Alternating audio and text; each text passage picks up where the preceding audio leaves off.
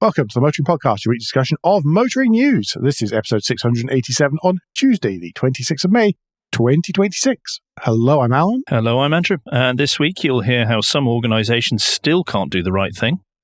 In new car news, one vehicle becomes an emoji with wheels. And in points of interest, you'll see how taking something out of context can be good. And first, we have a couple of bits of follow-up.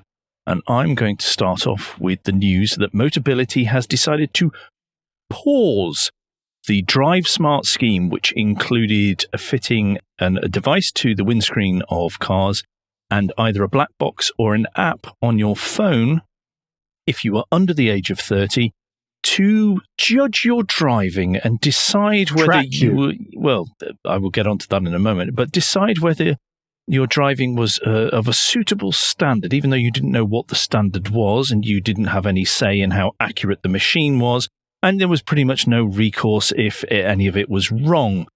There is apparently, according to this disability news article, news service article, a wave of complaint from disabled customers about the scheme, where they were criticising, and I'm quoting from the article here, unreliable technology, loss of privacy, and lack of choice over signing up. Quite right.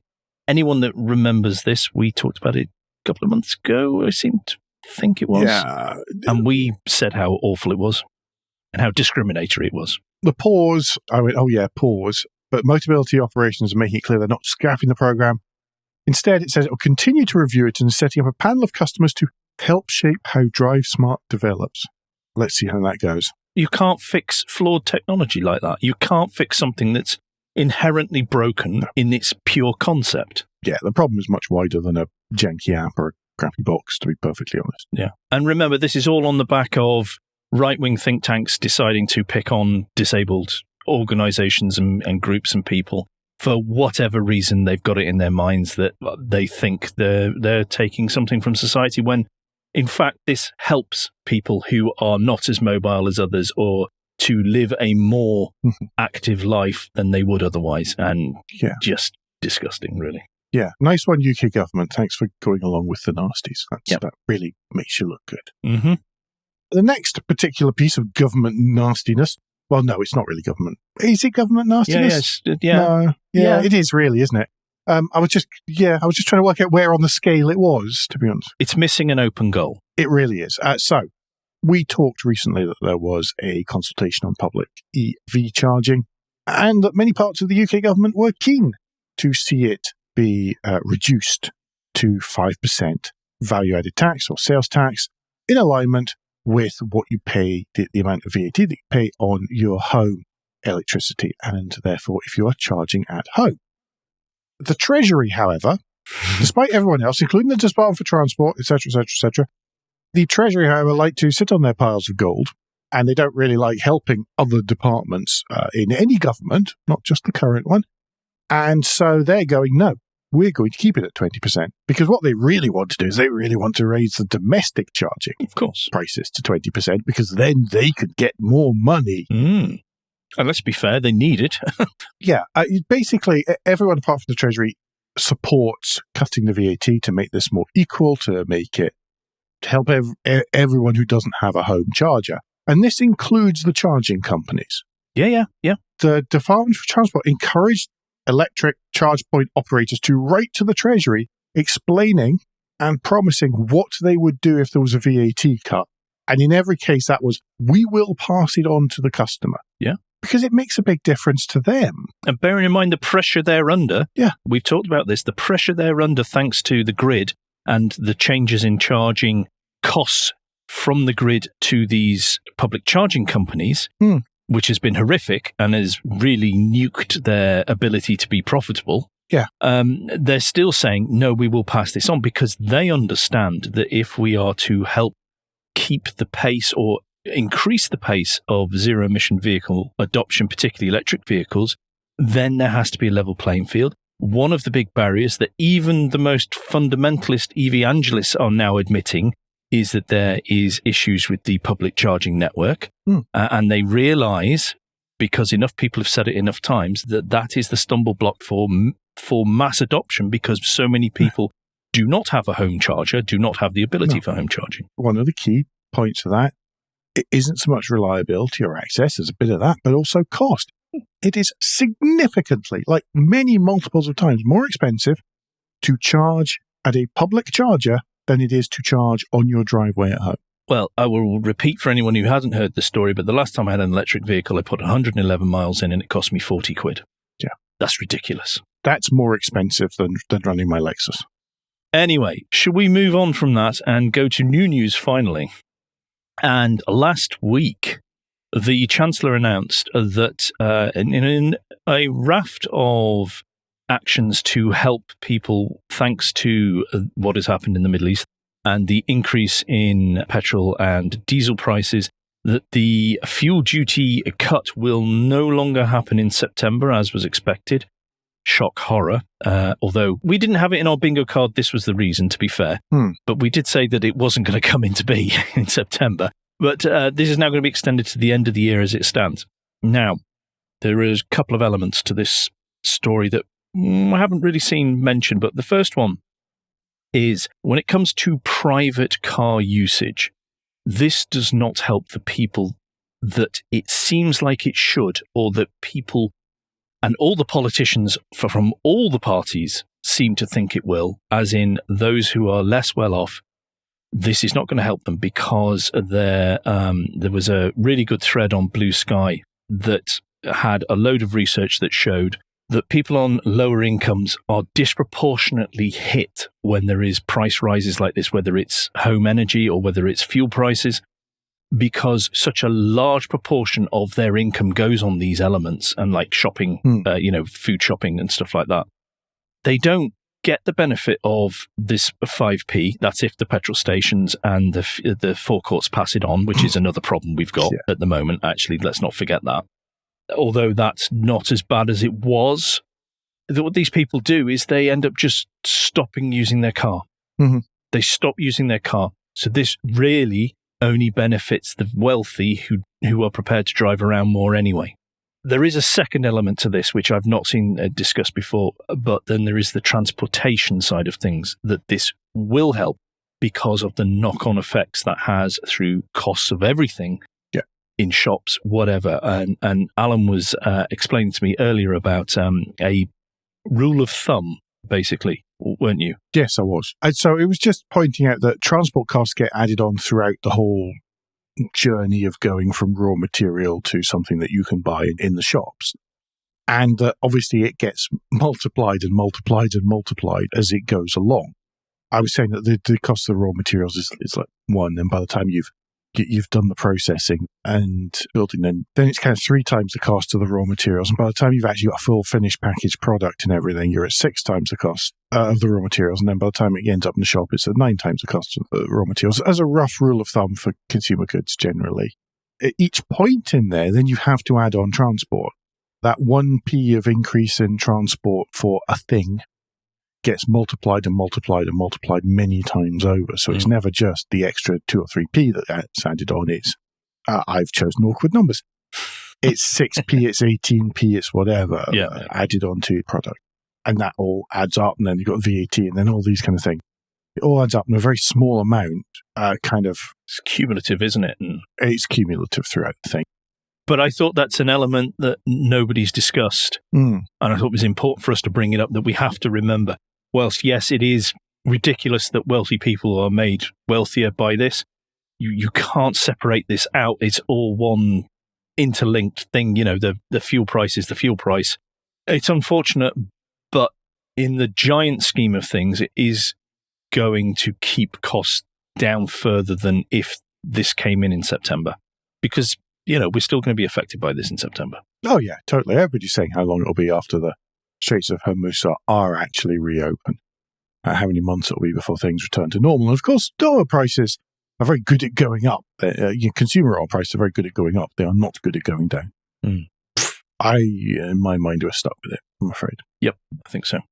Stellantis news next. Yay! They seem to have lots of news at the minute. I noticed that Ford and Volkswagen and everyone are quite quiet. Stellantis is is generating news at a ridiculous rate. Well, new boss, isn't it? And I think this is all part of the we are dynamic, we are turning things around, which he needs to do, to be fair to him. He must be under so much pressure when those earning calls come in and from the shareholders. Especially North America, because North America is a mess. That's special. It's a mess. There's a whole load of parts of this, and I was trying to decide which bit to cover first. Chinese company Dongfeng, we talked about it last week, pairing up with Stellantis to build cars in China. Now they have expanded that idea or done the flip of that, which is to build cars in France. And that's a surprising bit, because I would have expected them to farm it out to Spain or somewhere, which is less politically charged, potentially. So that Dongfeng building cars in France as part of an expanded partnership with Stellantis. This is in addition to the Leap Motor agreement, which means medium-sized blobby cars and little tiny scary-looking cars being sold by Vauxhall and Opel already here. The joint venture in France will be 51% controlled by Stellantis, 49% by Dongfeng, and will focus on the Voyah brand, which I think is cars that sort of stand there and look at you in a funny way. It's spelled Voyah. It is Voyah, according to Google Translate. Is it? Okay, you've actually done that. It's expected that Stellantis' site in Rennes is going to be the one that they're going to use to build across a number of platforms. Other news, they've also, and we're not going to dwell on this one, decided to partner with JLR on new car development for the US market, because clearly their US brands are too reliable as it is. Yeah, that's the reputation they've got. So, just even... Can you imagine going to an American and going, this Jeep is co-developed by JLR, and them going, what are you doing? So is it a Jeep or one of them poxy Land Rover things? Yeah. Because naturally, Jeep folk and Land Rover folk are well known for getting on together. Live life, something. Yes. Yes. One life, spend it at the side of the road. Yes. There's a Top Gear article that also talks about the Stellantis' new, in quotation mark there, 52 billion plan to build 25 cars by 2030. And really trying to find out, is this actually new, or is this the previous one that they said they were going to do? How much has changed, how much has not changed, etc., etc. I think they've added some stuff. Yeah, I think the core idea is the same, but they've now finessed some elements now that electric cars are not a thing in America, thanks to certain changes in policy by government. Yes. There was an interesting one, which was a mid-size SUV, the Lancia branded version of it. I saw people comment that may well end up as the Chrysler Airflow that was kind of sneaked out on the Chrysler potential new brand ones. Oh, okay. There's also the Fiat Grizzly, which is... Because that screams Italy. Grizzly. At least it's not a 500 Grizzly. I think it's a bigger Panda, you see. But nobody ever considers Pandas to be grizzly. It's Grandy Grizzly. It's a grand... Yes, it's a Maxy Pandy. Yes. Oh, bears. Of course, that's the link. I didn't think of that. Oh, wow. He's really been slowed by the heat this week, folks. No, I've just been busy. But the thing that we're expecting to see first as a concept when it comes to the Paris show later this year, or whichever European show it is this year, it is going to be some form of new 2CV concept, which is one of the themes of e-car, small electric cars, which we're expecting to see from them. And there will, of course, be a selection of those. Now, for me, that's interesting because we talked before about a new design chief coming in. I reckon that those will be the first ones that we'll see that will give an idea of his new design direction and attempts to differentiate a little bit more. I think the concept will come through. I disagree that the 2CV, from the silhouette they've done, they've shown us, I think that's too soon. Maybe, but for that kind of thing, for a concept, they can rattle that out quite quickly. So I don't see, and they're starting from a fresh platform, and. So I think there's a chance that that's the most likely. How's about that? Okay, I'm hoping he is allowed to wield his crayons because this silhouette does not fill me full of confidence in the bits we can see. It looks like a 2CV, everyone, the same way that everyone. Ironically, the Chrysler, is it Chrysler or Plymouth? CCV concept from the 1990s it looks like it may well be related to that kind of idea of shape, which is almost 2CV-ish. hence it being called the CCV. And just to be clear, in case anyone's in doubt, I'm not against retro design at all in any shape or form. Not at all. I don't like it when it's a pastiche and it's not done well. Mm-hmm. Anyway, fingers crossed for Stellantis.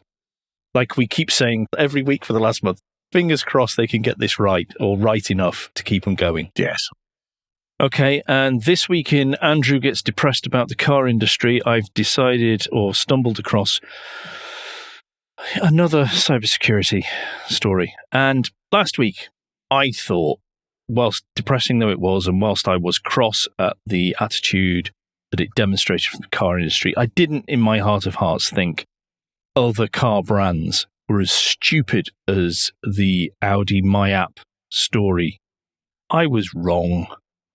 I was very wrong. Of course you were. There was a security researcher called Nico Rivera, and he has a YouTube video that's linked in the show notes with the talk he gave, explaining how he first found vulnerabilities in Kia and Nissan in America with their apps. And the vulnerability was again down to authentication and was, for some of them, the VIN number, which is depressing. But that wasn't all. No, it can get worse. The license plates of the, those renowned hidden objects and bits of information on a car. And the chap in the video, if you do watch through it, it's about 18 minutes. It is actually worth watching because he does explain it in plain English and he does show you what he's talking about. Some of the terms do get a bit techie now and again, but he does show you how he accesses these vehicles. He shows you what he does. He does simple things like in the API, when it says who is the user, he just changes it to dealer and then he gets access. He just puts dealer in. And then he has access, and it's like, for goodness sake, As I was saying to Andrew earlier on, this was whenever this stuff was written. And just remind me, is this just the US? He's only talking about the US stuff. Yeah, I think that it's got a different system. But yeah, if a global company does not have some sort of policy at a global level that says things like, by the way, ladies and gentlemen, don't use something that anyone can walk up to the car and spot as the unique identifier, please, then my hopes for the rest of the world is not exactly high. Yes, but once you've done it, it's very difficult to change it. And also, if you only sort of support this stuff for 5 or 6 years, then the problem goes away relatively quickly. Yes. I think I'm being sarcastic or whatever.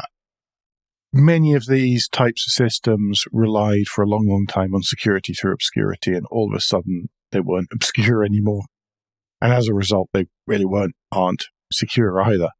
Good luck to you. In theory, the Lexus has the N-form system. I have never, even when I was in the US, ever managed to get it to work with either US or UK apps or anything else.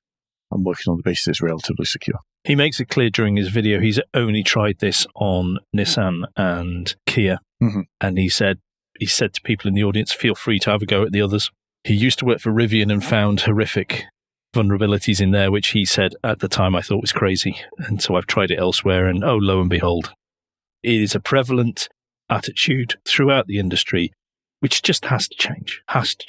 Or we change rules where we start jailing and fining directors and executives personally for them to start taking this seriously, because they're not. If I can put my enterprise nerd hat on, the thing is that normal, proper enterprise technology, the stuff used in these companies will all be governed by, will be written in accordance with frameworks and all that. And that people will be looking at NIST and security framework, other security frameworks and all this kind of stuff. However, when it comes to the actual product, it's a completely different team that do it, that have no relationship to any of the others. And therefore, all this kind of stuff is skipped. It's not written like a proper network. So even your Internet of Things stuff, to an extent, shouldn't be in your corporate network. It won't be visible. But as soon as it just becomes the product, different people, and then it seems different rules apply, when really, it's all just one ruddy great network. Anyway, I get in trouble for saying that kind of thing because it seems that that's dismissive or whatever. It's just how it looks to me. Anyway, there's a link in the show notes to the YouTube video from SaintCon 2025 where Nico Rivera runs through it all. God, just please stop it. Just please get a grip of this. Yeah, it's pretty bad. That brings us to Guild Minute, doesn't it? The quick break in the show where we ask for a tad of financial support to keep the lights on and the hosting running. If you feel that the Motoring Podcast is worth a small consideration every month, then you can become a patron. Different levels of patron include different levels of commitment from us to you, including being able to watch the show recorded live. We also have a small range of merchandise in our spring store, from stickers to mugs and t-shirts.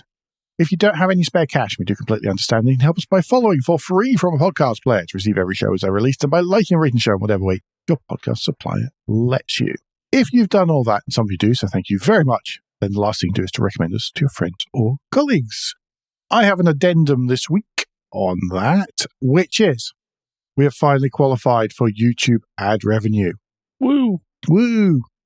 I have, to the best of my knowledge, turned off in-roll ads for the podcast stuff. Well, as many things as possible, really. As opposed to just start and end ads. Andrew's looking slightly shocked. And if it's really annoying, because I only discovered because somebody told me, thanks, Jim, commenting how video ads were quite distracting when you were driving. Well done, YouTube. Oh, example 7,537,002 for why Google knows nothing about safety-critical software. I rest my case, my lord. Yes. If they are incredibly annoying, let us know. Let me know. If it's fine as it is, there you go. If you are on YouTube, you will probably get start and end roll ads. We have turned off gambling, and I have turned off gambling and something else. If you get any format or type of ad which is offensive or that you feel is against the ethos of the Motoring Podcast, do please let me know, and I will do my best to make sure that you don't continue to get that kind of advert in the future. As ever, our darned morals are getting in the way of us making money. Yes. Yay! Just an addendum on the addendum, though. Uh-huh. People sending questions into you still? No. I know that was the other thing I had to say. Yes, but send more. Remember, 4th of June, everyone. That's 10 days' time. Q&A session. Questions. I know some people are thinking about questions and putting a lot of time and effort into thinking of what they can ask us. Yay.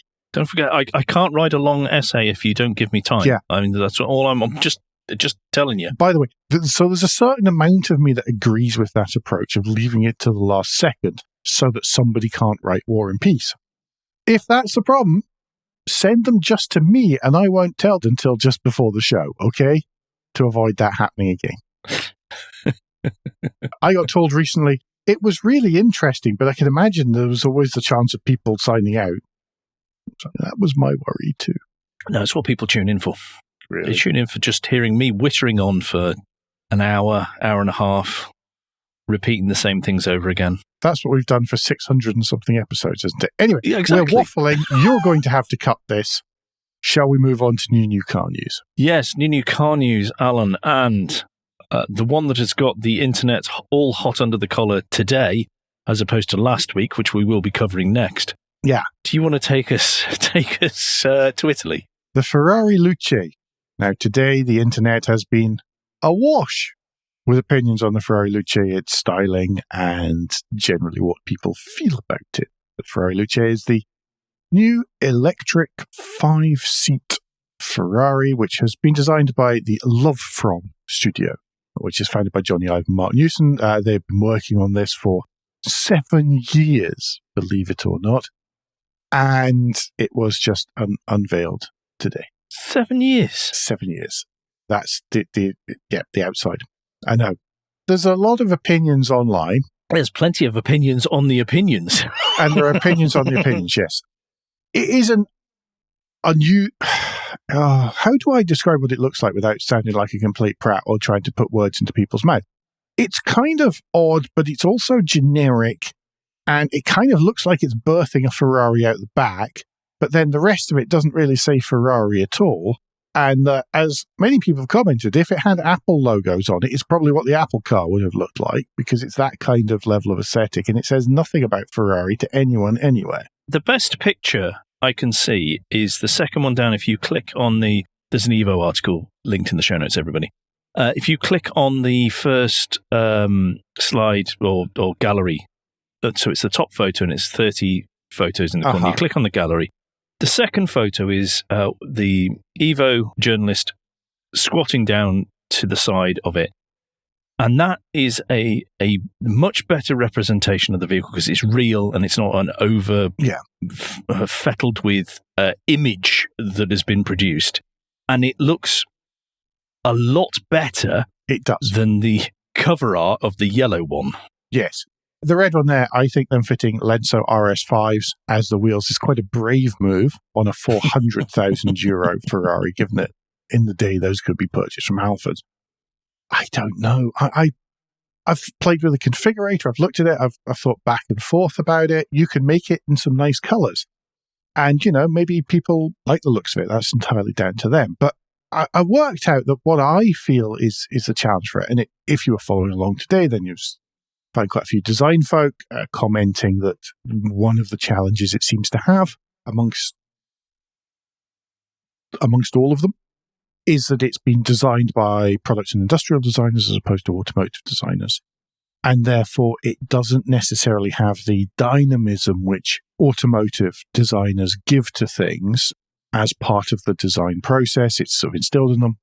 Whereas maybe those of us who are product and industrial design don't think about as much, and so things tend to look a little bit more static, which is fine if you're designing a computer or a phone or a toaster or a paper towel dispenser or any of the other fun things.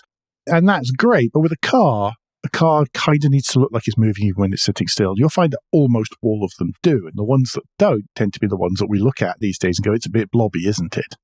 And thinking that through, as I was doing proper work today, it dawned on me that Newsom and Ive made their names not so much for products that were really nice to hold and really nice to touch. Maybe they weren't sure the radio were all properly aligned and concentric and consistent and all of these other things, which are nice, but they don't add to dynamism. They don't give that sort of little bit of tension in there. Everything has a symmetry. Everything has its result. It's like not Mies van der Rohe. Oh, goodness me. Braun designer. Name I can't remember. His stuff's lovely. It's perfect. It's on the same thinking, but it's Stark. No, not Stark, but well before Stark. Oh, sorry. That came up in something I was watching recently. My thing is that, sure, I actually think that this is going to be a lovely car to touch. And we talked about the interior before and all that kind of stuff, and how it looks a bit odd and all these kind of things, and it does. It looks even odder even in situ, with its weird movable iPad with a big aluminium handle, and sure, it's got nice touch to switch here. I'm sure that those toggle switches will feel wonderful. But everything else that's around it looks weird, and it just doesn't. It certainly doesn't look Ferrari. Now, if it was an Apple car, as I said before, if it had Apple badges on it, everybody would go, that's awesome.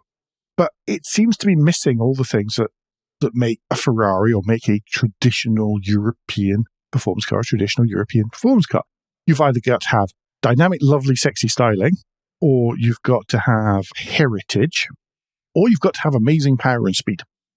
You kind of need at least one, preferably two of those angles. And the thing is that you can go out and buy 1,000 horsepower. One can go out and buy 1,000 horsepower 5-seat SUV from any number of providers. And that used to be the core differentiator for Ferrari. It's got that in emotion and all these things. And it seems to be just missing either of the other two. What's going to differentiate it? Now, the thing is, they are still going to sell these. Yeah. We all know exactly why they're still going to sell them, because unless you bought at least one of these things for 400,000 euros, then you ain't going to be allowed to buy any of the weird stuff or any of the hyper stuff or any of the stuff, any of the really fun stuff. They are going to sell them. Do they need to sell many of them? No, it's what Andrew was talking about last week when we were saying about, well, actually, you only need to sell a very few of these. You need to sell them to the very, very rich people, and that will be enough to do what it needs to do to make you the money to at least recoup some of your R&D costs. so that you can, I don't know, do a different one in a little while, or the facelift, which probably has some chrome or something, or, whatever. But it will get enough of that money back. It's a very strange vehicle. I'm kind of want to see it in the flesh, as usual with me. I don't trust press pics. Well, that's why I pointed out that picture with the person squatting. It is so much better than all the other images we've been provided, or the media has been provided by Ferrari. Yeah. So much better. However, still, irrespective of that, remove the Ferrari badge, and I don't know what makes that a Ferrari. Exactly. If you take the Ferrari badge away, you go, and this is no disrespect to the Chinese brands, but you go, what Chinese brand is that I haven't heard of? It could quite easily say Lucid across the front, and I would believe it, and I wouldn't question it, and I'd go, that's really kind of cool. It's just an car. And the figures, frankly, I couldn't care. I couldn't care less. Oh, wow, it's an electric car that has lots of horsepower. Whoop-de-doo. Back door open, kind of suicide style of freedom doors. That's kind of cool. I like that. There's some nice stuff that I like. But again, I'm kind of stumped on the Ferrari-ness of it. No, like you said, the interior is just a joke, really. So there's also a little movie of Luca di Montezemolo being asked what he thinks about it. And he looks incredibly exasperated in the film. If I were to say what I think, I would harm Ferrari. There is a risk of destroying a myth. I'm very sorry. I hope that they at least take the Cavallino logo off that car. This is certainly a car that not even the Chinese will copy. They won't have any reason to. Ow. That's very ow. That was, yes. This is someone's comment to the Chinese swipe was unnecessary, and but still, I don't think he... Yeah, but no. But also, I get what you're saying. Mm. Anyway, let's move on to last week's rage-baiting vehicle, which is the Mercedes-AMG GT that is all-electric and comes with a mere 1,169 brake horsepower and a V8 Rumble. It's a four-door coupe. And this is the swan song, I think, of the head design of Mercedes who left. Well, that's a relief, isn't it? Because it's a right bottom feeder. My word, this is awful. If you think of the emoji where you just see the shape of the teeth gritted together in a sort of manner, that is the front of this car. Absolutely spot on. It's as though they used that emoji and went, right, we'll design the car backwards from this. It's hideous, absolutely hideous. And I saw a lot of particularly American journalists saying, oh, all these people slagging off the looks, they just don't understand the technology, blah, blah, blah. The technology's fine. There's some clever stuff, don't get me wrong. How they've done the motors in the wheels, that's really interesting. But it's not enough. It is not enough, even though this is significantly cheaper at 150,000 euros than the Ferrari. It is not enough to make up for the fact that the rear end looks awful, the front end looks awful, it looks hideous in profile. It's just what a dog's dinner. I am gobsmacked that this got signed off, honestly. It's gobsmacked too. Yes. And the interior looks so cheap and nasty, as all Mercedes interiors do at the minute. If you scroll right down towards the bottom, then there is one in silver where the bit between the headlamps is in silver too, and it doesn't look as bad. But goodness, I hope the new head of design gets rid of putting flipping three-pointed stars on absolutely ruddy everything, because it's just hideous. So cheap and nasty. I think we're seeing a real issue, I think, with designers who had a good idea and it worked, and that's how they made their name, and they just think they can roll that out to absolutely everything. I think this was a discussion with Ant Brown this morning. And they roll that out, and it becomes so overdone, and these dead eyes over its gulping maw. It's not a great look. Like the Ferrari, where is a hint of sophistication in these designs? Where? I can't see it. I can't see any grown-upness about this. And if that's the way it's going, that's fine. And obviously this isn't a car for me. I can't afford 150. I can't afford 400,000. Fine, I'm not target market, but it's like we're appealing to 3-year-olds. Yeah. And I am honestly over this era of car design, and I want something sophisticated. I want something elegant, and we don't get it anymore. Hardly ever. Mazda's one of the few that kind of do it now and again, although their latest offerings are not great. Primarily the 6E or the E6 is because of the fact that it's electric, and the platform it has to work off inhibits how much you can do with these things. And SUVs also inhibit, etc., etc. But please, can we get back to some elegance? Can we get back to some sophistication? Can we get back to some grown-upness? Why don't we go to the Skoda Epiq, Andrew? It's an electric SUV that's going to cost from £24,090, and it's the electric equivalent to the Skoda Kamiq. You'll be able to order it from July 2026, and it is a handsome, compact SUV. It'll be the smallest EV that Skoda makes and sells, sitting below the Elroq and Enyaq. I still can't pick them all out, but the Epiq will be cheaper than the Kamiq, it seems, whenever it's launched. It's based on the same platform as the forthcoming Volkswagen ID Cross, which will be a high-riding version of the ID Polo. It will be a rival to the Renault 4 E-Tech and the Kia Niro EV. There'll be two different versions at launch. There's the Epiq 40, which has a 37 kilowatt-hour battery and 135 horsepower electric motor, and the Epiq 55, which has a 52 kilowatt-hour pack and a more powerful 211 horsepower motor. The Epiq 40 will give you 190 miles of range, the Epiq 55 over 270 miles of range. What did I say wrong? Over £20,000 and you're not doing over 200 miles, not good enough. It's not good enough these days. Not acceptable. Recharging the 55 from 10 to 80% will take 25 minutes on a DC charger that supports speeds of up to 105 kilowatts.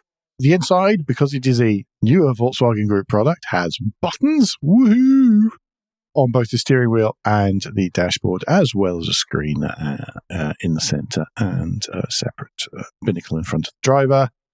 Other than that, it looks like a Volkswagen Group SUV inside. It's perfectly pleasant, if a little bit on the grey side. It's got nicely textured seats. Can't really go too wrong. A couple of different trim levels. The SEL and Edition trim levels are available at launch, along with a first edition. The SEL is the basic one. Standard equipment includes 18-inch alloys, LED headlamps, 13-inch central infotainment screen, a 5-inch digital instrument panel, keyless start, and rear parking sensors. In the Edition trim, you get electric folded door mirrors, satellite navigation, heated and folding door mirrors, satellite navigation, front parking sensors, rear view camera, wireless smartphone charger, heated front seats, and a heated steering wheel. And that one will start from £27,700.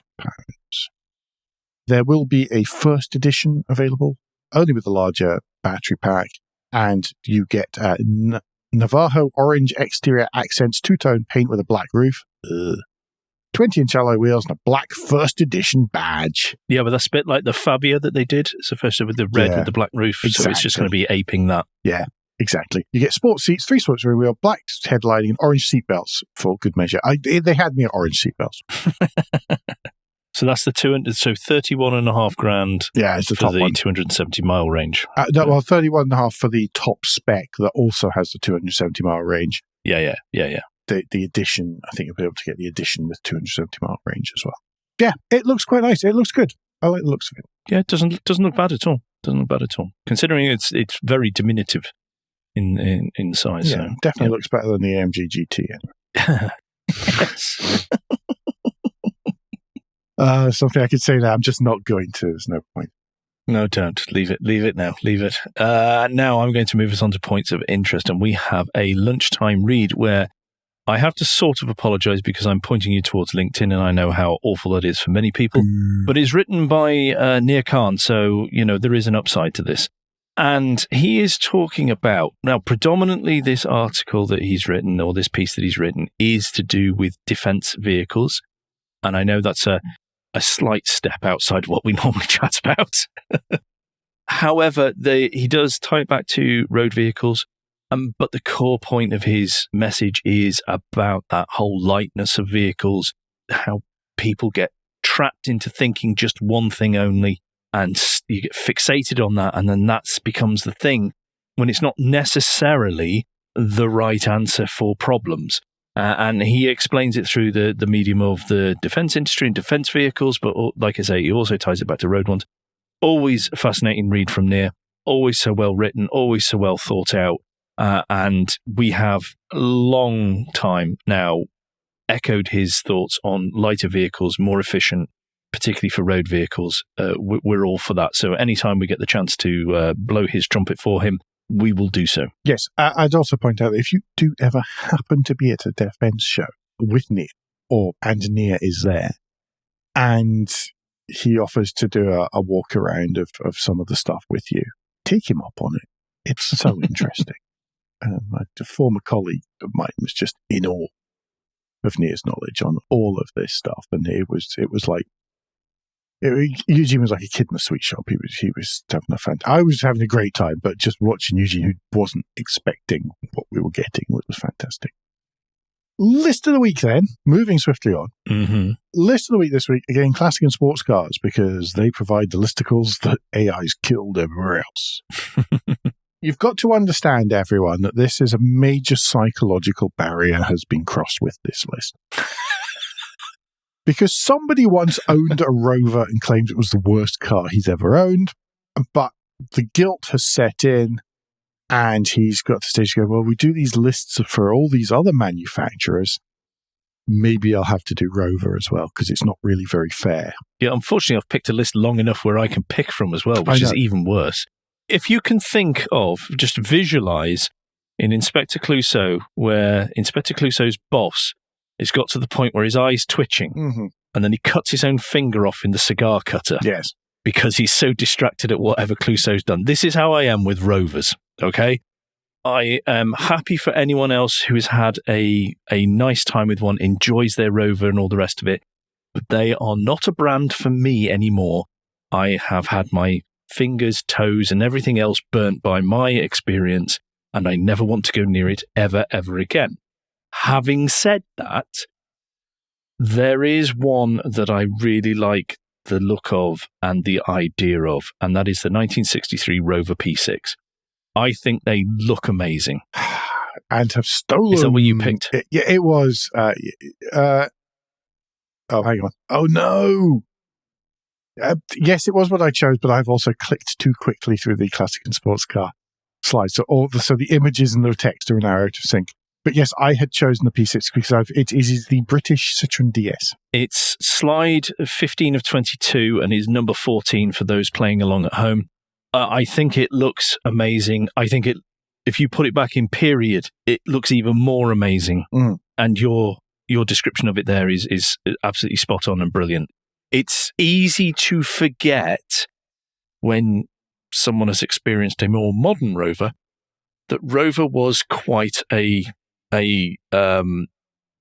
was a company that pushed boundaries. Yeah. In good ways, not in terms of what can we get away with, which did happen, mm-hmm. But in good ways. And I think this is a great example of them pushing boundaries and showing what could be possible. It's all sorts of cool stuff. Like none of the body panels are stressed, so you could drive it around without the body panels fitted. The whole crash structure, everything like that was one of the first kind of big commercially available cars with that kind of setup. Certainly for British cars, it was available with the Buick V8 as well. You can tell those because I've got an extra little lump on the bonnet. Very cool car. So far ahead of its time when it was launched that it wasn't necessarily appreciated how far ahead of its time it was. I would love to try one of these, and I absolutely adore them. I think it's such a nice car. Mm. Am I supposed to choose another one now? No, we can stick with that. I'm going to stick with the same one because I think that we've done that one to death. But again, there was actually a whole load of other... There were good other choices, and there were some decent other choices, and there was some other choices. Yes. And finally, Andrew. Yeah, and finally, we're going to stick with classic and sports car, and it is motoring art. This is becoming almost regular now that because classic and sports car do this brilliant thing where they have artists to do with the motoring world and motorsport, and they've got another cracker here with James Stevens. And what James does is obviously he paints particular iconic moments. But the really fascinating thing that he does is he takes out the background and he puts in a solid color background. So, for example, the very top image is not just a solid color. There's two solid colors. Ironically, now I've just described that. But it's where Mansell is driving along and he's got someone else on board, his F1 car. I think you'll find is it not Senna? Yeah, it will be Senna. And it's such an iconic moment, but by taking out the background, the impact of that image is even stronger. And there's others that are down in this example here. I think there's a link to his website as well in this article. If not, I will go and find one and put it in. It's jamesstephenartist.com, all one word. But there's others in here. I mean, like the next one down is Jackie Stewart in 1965. That red background with the color of the car and everything else is just so. For me, I find it so powerful, and his the standard of his work is amazing as well. The quality and the detail is absolutely astonishing. As you said before, the patience to be able to execute that is phenomenal. And I just love it when we find an artist that is able to bring that impact of motorsport or the cars or whatever. And I think this is one more than happy to share. It's just great stuff. I'm going to do my usual and pig in here and say the great thing is, some of these are quite expensive artworks, but you can find artists who are working on all sorts of stuff in the motoring realm at every price point as well. Father's Day is coming up. I don't want to be, I don't want to to lure anyone, but there's really good stuff. People you follow on Blue Sky, probably not so much Twitter anymore, LinkedIn, any of these kind of things. There are, or many of our previous people we've talked about in previous shows. I think if you just search the website for the word artist, it will probably bring you up a whole list of shows and show notes where we've talked about motorsport and motoring artists, whether wonderful large scale works of art like this or something that is maybe easier to produce commercially as a side gig. Then do look them out, and do remember that, as I say, Father's Day and stuff is coming up. So if you are looking for a present, then some form of motoring art might be a really good choice. Yep, 100%. Plug. This episode is sponsored by the Motorsport Artists Association. If you do exist, Motorsports Artists do get in touch. That's us for this week.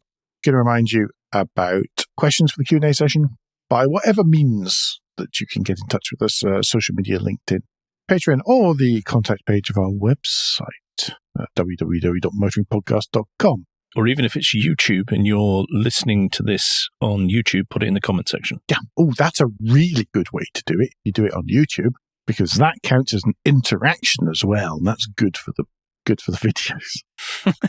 All the things we're learning now. Don't forget to like and subscribe, click the button, etc., etc. Yes. I'm so sorry. Something about bells. I catch myself halfway through. Yes, total bell. I catch myself halfway through saying these things and think, oh, goodness me. Hey, you guys. Anyway, guys, don't forget that between now and next week, you can give us any feedback, share, thoughts of the show at motoringpodcast.com, on Blue Sky, at Motoring Podcast on Instagram and Facebook, and on the contact page of www.motoringpodcast.com, the hub of all our activities. Remember, you can support us financially via Patreon, and please leave a review and rating on Apple Podcasts, YouTube, or however your podcast app lets you do such a thing. Andrew, what's the best way to get in touch with you, assuming the power is still running? Yeah, as long as my electricity hasn't gone out. Then the best way to get in touch with me is either through Blue Sky if you search for Crack Windscreen, or LinkedIn. I'll probably be frothing at the ears in either one of those platforms, but you can try and get in touch with me there. And Alan, if people want to get in touch with you personally, what's the best way for them to do that? Best is Blue Sky, where I'm at AJP Bradley. That's BRADLEY.bsky.social. You can also get in touch with me via LinkedIn. I do seem to, unfortunately, spend quite a lot of time there these days. Don't forget, please, about questions for the 4th of June. But otherwise, I've been Alan Bradley. I've been Andrew Clues. And safe motoring.